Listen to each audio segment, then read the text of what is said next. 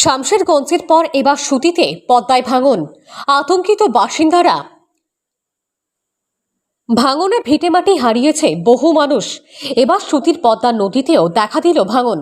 সুতির নূরপুর এলাকায় পাড়ের নদী গর্ভে তলিয়ে যায়, আর কিছুটা দূরেই ঘনবসতিপূর্ণ একাধিক গ্রাম।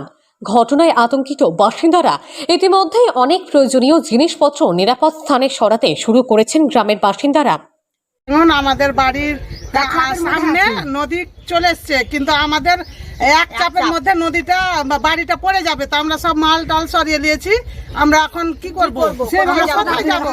আমাদের তো জায়গা নাই থাকার। তো আপনারা একটু কিছু ব্যবস্থা করেন। আমরা আমাদের কিছুই নাই, আমরা একবারে নদীর এখন বর্তমানে নদীর কাজ কিছুই করেনি। এর আগে নদীর বাঁধনের ব্যবস্থা করে যায়নি। প্রায় প্রতিদিনই নদীর পাড় ভাঙছে। এভাবে চলতে থাকলে বহু বাড়িঘর তলিয়ে যাওয়ার আশঙ্কা করছেন বাসিন্দারা। অতি দ্রুত পদ্মার পাড় বাঁধানোর দাবি তারা জানিয়েছেন। স্থানীয় বাসিন্দা ও জনপ্রতিনিধিরা জঙ্গিপুর মহকুমা সেচ দপ্তরে এ বিষয়ে লিখিত আবেদন জমা দেন। অন্যদিকে গত 10 দিনের জলস্তর বাড়তেই ভয়াবহ গঙ্গা ভাঙন দেখা দিয়েছে শামশেরগঞ্জে। কখনো লোহরপুর, কখনো আবার উত্তর মোহাম্মদপুর। ইতিমধ্যে ঘরছাড়া হয়েছেন বেশ কিছু পরিবার, তলিয়ে গিয়েছে বেশ কিছু বাড়িও। গত কয়েকদিন আগে গঙ্গার ভাঙন শুরু হয় প্রতাপগঞ্জের লোহরপুর গ্রামে। আমরা তারপরে তিনাদেরকে আমরা সজাগ করার পরেও আজ পর্যন্ত আমরা তার সুরাহা করতে পারিনি। কিন্তু যদি একদিন বা দুদিনের মধ্যে আমরা ইমার্জেন্সি রিলিফ ফান্ড থেকে এই কাজটা না শুরু করতে পারি, তাহলে হয়তো বলা যাচ্ছে না। রাস্তা থেকে মাত্র 100 মিটার দূরে এই এলাকাটা যদি একবার বসে যায়, তাহলে আর কোনো প্রান্তিক মানুষ এখানকার একটাও হয়তো বাড়িঘর বাঁচাতে পারবে না। তো এটার জন্য আমরা সরকারের কাছে বা আরও যিনারা আছেন, বিভিন্ন ডেভেলপমেন্ট অফিসার যেগুলো আছেন, তাদেরকে আমরা অনুরোধ জানাচ্ছি যেন এটা নিয়ে খুব তাড়াতাড়ি দ্রুত পদক্ষেপ নেওয়া হয়। প্রায় 50 মিটার জমি তলিয়ে যায় গঙ্গা পক্ষে। ভাঙন আতঙ্কে বাড়িঘর ভেঙে সরিয়ে নেন নদীপাড়ের বাসিন্দারা। সেদিন প্রায় 10টি পরিবার ঘরবাড়ি ভেঙে অন্যত্র আশ্রয় নিয়েছেন। এর ভাঙনের 4 দিন পর ফের গঙ্গা ভাঙন দেখা যায় শামশেরগঞ্জের প্রতাপগঞ্জ গ্রাম পঞ্চায়েতের উত্তর মোহাম্মদপুরে। জঙ্গিপুর সেচ দপ্তরের এক্সিকিউটিভ ইঞ্জিনিয়ার সঞ্জয় কুমার সিংহ বলেন, পদ্মা নদীর একটি শাখায় ভাঙন হয়েছে। আমরা এলাকাটি পরিদর্শন করে ঊর্ধ্বতন কর্তৃপক্ষকে জানাবো। অর্থ বরাদ্দ হলেই ভাঙন রোধের কাজ শুরু হবে।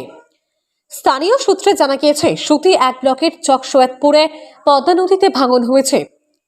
পার বরাবর বিশাল এলাকা নদীতে তলিয়ে যায়। বিষয়টি নজরে এলে স্থানীয় বাসিন্দারা আতঙ্কিত হয়ে পড়েন। এলাকার অধিকাংশ মানুষই ততক্ষণে গভীর ঘুমে আচ্ছন্ন ছিল। চিৎকার শুনে অনেকেই ঘর থেকে বেরিয়ে আসেন। অনেকেই প্রয়োজনীয় জিনিসপত্র ঘর থেকে সরানোর কাজ শুরু করে দেন।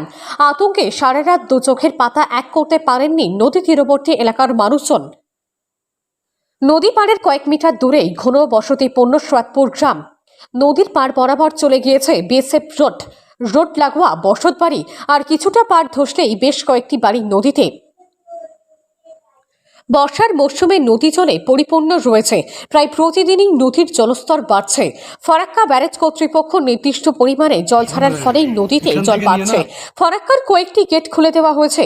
ফারাক্কা ব্যারেজে জলস্তর প্রায় 22.78 মিটার বলে জানা গিয়েছে। নূরপুর গ্রাম পঞ্চায়েতের প্রধান শেখ আবদুল্লাহ বলেন, নদী পাড়ের একটা বিশাল এলাকা ধসে গিয়েছে। স্থানীয় বাসিন্দারা আতঙ্কে রয়েছেন। নদী তীরবর্তী এলাকার মানুষজন জিনিসপত্র সরিয়ে নিয়েছেন। আমরা বিষয়টি লিখিতভাবে সেচ দপ্তরকে জানিয়েছি। ঘটেছে মানে যে নদীয়া ধরেন বাড়ি এখান থেকে কাটার সম্ভাবনা চলে এসছে নদীর সাইডে। কালকে ওইখানে একটা ছিল, ওই মানে গাছগাছালি ওখানে ছিল, ওটা পড়ে গেছে। ওটা পড়ে গিয়ে ধরেন আজকে মানে কালকে পড়েছে, আজকে থেকে এখন পর্যন্ত কোনো লোক সিদ্ধান্ত নিচ্ছে না। হ্যাঁ, 100 মিটার 150 মিটার নিয়েছে। আর আগাদিকে যে সম্ভাবনা, এটা একটা ছবি করে দেখেন, ছবি করেন। এটা যদি বাইচান্স খেলে যায়, এখানে মনে করেন 10 মিটার হবে আছে, এটা ভেঙে গেলে পুরো গাঁওটা সব চলে যাবে। মুর্শিদাবাদ থেকে কৌশিক অধিকারীর রিপোর্ট, লোকাল 18 বাংলা।